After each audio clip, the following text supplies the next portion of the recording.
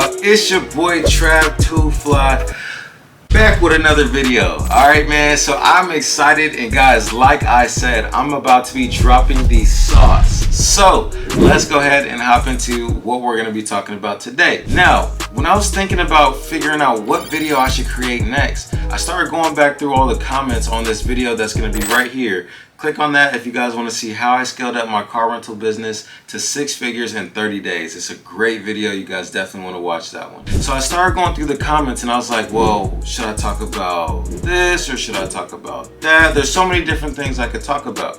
But I decided to do something that makes sense for the times right now. When I started looking at my business and where I'm at right now, I started realizing, okay, I'm at the position where I'm trying to get out of the day-to-day operations. I want to start automating my rental fleet so that way I don't have to do anything except for buy more cars, throw it into the fleet, and I just start making more and more money. That's what you guys want to get it to. A business should be a money printing machine where you just throw in more things and then it prints more and more money. That's how I want to operate this car rental business. So I thought that this comment right here would be the absolute best one to talk about. So we're going to be talking about how we find drivers to deliver our cars, because at the end of the day, that's probably one of the first things that you guys want to automate, or the top 3 things that you want to automate when you're starting to get your car rental business up and running. Now, first and foremost, I'd like to say that this is best if you have at least about 4 or 5 cars in your fleet. The reason being is because when you start to hire people, you're probably not going to want to pay them for a full days of work. If they're just delivering one car, it's going to take them an hour, hour and a half. And a lot of people aren't willing to really do a whole job or kind of dedicate their day to delivering a car if they're only going to be making, $20, $30 for that day. Works a little bit better if you have more cars, because then you can pay more and they have more things to do on a more consistent basis. That's how you keep and retain your drivers. All right, just a little side note. Today, I'm going to be talking about the 3 main ways that you guys can find people to deliver your cars. The number 1 way, or the first way that I found to find people to deliver my cars, was an app. This app is called TaskRabbit. Now, TaskRabbit is an app where people basically come there and they're looking for gig work, which just means that they're looking for a small job that they could do to make some money. I downloaded this because at the time I didn't really have too many personal connections. I didn't really know who was going to be reliable, who can do my deliveries, be there on time, and who's really serious about their work. So I went onto this app. Now, when you guys use this app, it's important that you guys understand something. Once you create your account, you get everything all set up, and you're finally into the actual app where you book the people for the gig work, you're gonna want to figure out what section it is that you should click on, because there's no section that just says car delivery, right? So you'll have different sections inside the app. The section that I first went to was moving, because I was like, oh, they're just gonna move my car from my house or down the street to the airport to drop it off. I realized that that was the wrong way to do it, because you start to have people who are charging a lot more in that section, because a lot of them have trucks or U-Haul vans or just different things like that. So they invested into that moving business because they're typically moving furniture, bigger things like that. So they're gonna charge a higher amount. So then I went over to the delivery section. This was people who are delivering mail or delivering party favors from one place to another, or just delivering small little things like that. Their main commodity, the best thing that they had to offer, was their time and was their transportation with a regular, typical economy car. So they typically charged a lot less, and that's who I went with. When it comes to actually finding the person, this is what you guys want to do. So you want to go over to that section where people are doing deliveries. You want to find somebody who's about in the price range that you're looking for, but you guys also want to make sure that this person has reviews, because we want to make sure it's a real person and a person that is going to be reliable. A person that is a 5-star delivery person. They might come in contact with your guest, and trust me, it is not worth throwing your whole reputation or getting some bad stars in the beginning of your Turo journey or your private car rental journey, just because you wanted to save a little bit of money on the labor. All right, so make sure you guys are finding somebody that's 5-star, that's serious about what they're doing. Now, how I went about it was I messaged them and I said something along the lines of, hey, I'm actually looking for somebody to take my car from this address, because I don't like having people pick up cars from my house. I have, you know, the cars parked down the street. So I'll be like, I'm looking for somebody to pick up my car from this address and deliver it to the airport. I have a car rental business that I'm looking to get up and running, and I'm trying to find somebody who can consistently deliver my cars. Are you interested? Or let me know when you guys have time to talk. Something along those lines. So then I would always call the person. I want to call them because I want to vet them as a person. I want to know, are they a well-spoken person that can talk to my guest?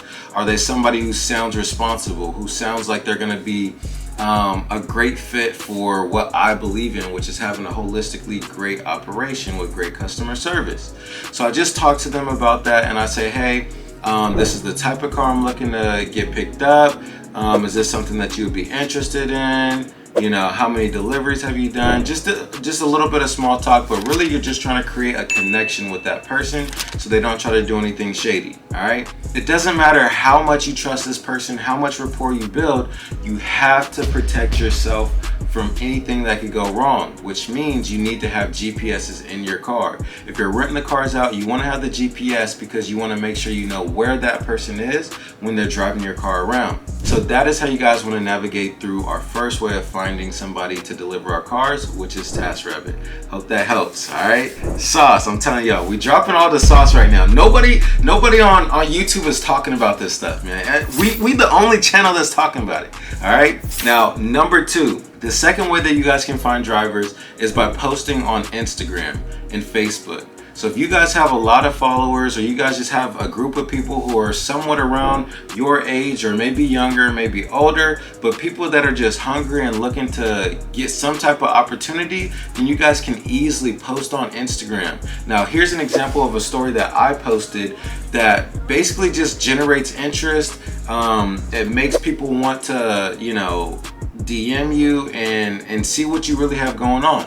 Now, here's a few things that I realized and that I would give you guys as a tip when you guys are posting on Instagram. Number 1, post your hourly rate and the rate that they're gonna make for the entire day. So I would say something like $30 an hour, $120 for the drop-offs today, something like that, so they can kind of see, okay, cool, like I'm making 30 an hour, that sounds pretty good. Okay, cool, if I just work today I'm making $120, sounds good, let's do it. Right now, the reason why I like to break it down like that is because a lot of people think in either, okay, how much am I going to make per hour? Yes, I'll do it. And then there's a lot of other people who think, okay, how much am I making that day? Okay, cool, that's worth it because I have to go pay my bills, or I have to do this, that, and the third. So it kind of helps out when you have both of those, so you could, you know, target every person that's going to watch your story. The second thing that you guys want to do is put some type of a poll. Make it super easy for them. They don't want to, you know, swipe up and DM you or press the message button and start typing the message. They don't know what to say, right? They're a little bit on the fence with the whole idea anyways. So you want to make it as easy as possible to find people who are interested. So I put a poll. Who's ready to drop off the cars? Me. Dollar signs or dollar emojis, whatever. Yes, I'm ready to go, you know, blah, blah, blah. So you want to do it like that. The other thing that I like to do is I like to have it target 2 different types of people again. One is going to be if somebody is going to be delivering by themselves and I'm going to have to call them an Uber. And so I'll say, okay, cool, the rate is going to be $20 an hour if you're going to be going by yourself, $40 an hour if you have somebody that can drive you to and from the airport. Now, the reason why I like to do this and the reason why I'll actually pay $35, $40 an hour is because I know that the airport is 45 minutes away. So if they go to the airport and come back at $40 an hour, that's about 60 bucks, right? Maybe 70 just to, you know, add some cushion onto it. If I have them go by themselves and I have to call an Uber, I know the Uber is $70 alone. I'm willing to pay $40 an hour so I come out on top by only paying $60, $70 for the whole trip, opposed to paying $60, $70 just for the Uber plus $20 an hour for the person. Also, it makes sense to do this because if I went myself, I'm wasting my hour and a half, plus I'm still gonna pay that $60, $70 Uber. So guys, that's why it's so important for us to start to outsource this and get this on to somebody else as soon as possible, because you guys are helping out a lot of other people who are looking for work right now in this tough economy, and you guys are saving yourself time, and you're gonna pay the same amount regardless of if you try to do it yourself or you have somebody else do it anyways. All right, so I hope that helps for that section. Now, the third way that you guys can find somebody to deliver your cars is by doing something called co-hosting. Now, there's a lot of people out there that will actually manage your entire Turo fleet or your entire car rental fleet for you for a percent profit split. So they'll say something like, okay, you get 60%, I get 40%. I'll have my drivers deliver your car, pick up your car, wash your car, find the guests, do everything for you. This is a great way for people who know that they don't have time to run their car rental business, but they still want to make some money on the side. Or they're like, you know what, I only have one car right now, I only have 2 cars. It doesn't make sense for me to invest my time because there's going to be so much infrastructure that I have to put together just to make a couple $100, and it's honestly not going to be worth it. I just don't have enough cars to really make this whole thing make sense to me. A great thing that you guys can do is start joining different car rental groups on Facebook, and just find people in your area that are hosts, power hosts, all-star hosts, different people like that who have a lot of cars, who have a lot of experience. Check out their page and be like, hey, you know, can I see your page or whatever? Can you send me a link to your videos?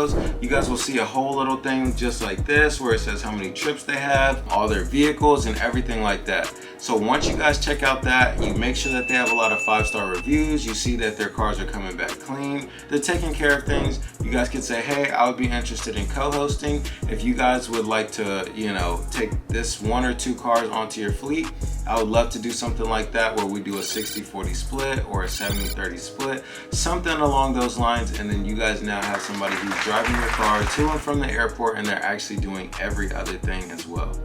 So guys, I hope this helps. I hope you guys got a lot of value from this, because guys, this is how you guys start to transfer your time into passive income by hiring other people. So I'll see you guys in the next video. It's your boy TravTooFly, man. We out.